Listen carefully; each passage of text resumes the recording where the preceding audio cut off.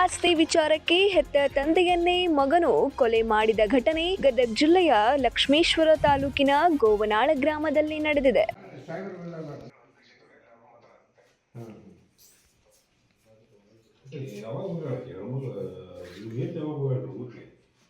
ಹೌದು, ಆಸ್ತಿ ವಿಚಾರವಾಗಿ ಹೆತ್ತ ಮಗನಿಂದಲೇ ಸಾವು ಕಂಡ ತಂದೆ ಶಂಕರಗೌಡ ದ್ಯಾವನಗೌಡ್ರು ಎಂದು ತಿಳಿದು ಬಂದಿದೆ. ಶುಕ್ರವಾರ ರಾತ್ರಿ 10 ಗಂಟೆಗೆ ಸರಿ ಸುಮಾರಿಗೆ ತಂದೆ ಮಗನ ಮಧ್ಯೆ ಮನೆಯಲ್ಲಿ ಆಸ್ತಿ ವಿಚಾರವಾಗಿ ವಾಗ್ವಾದ ನಡೆದಿದೆ. ಈ ವಾಗ್ವಾದ ವಿಕೋಪಕ್ಕೆ ತಿರುಗಿ ಮಗನು ಪ್ರಭುಗೌಡ ಎಂಬಾತ ತಂದೆಗೆ ಸಿನಿಂದ ಹೊಡೆದಿದ್ದಾನೆ. ಇದರಿಂದ ಗಾಯಗೊಂಡಿದ್ದ ಶಂಕರಗೌಡ ದ್ಯಾವನಗೌಡರು ಸಾವನ್ನಪ್ಪಿದ್ದಾರೆ.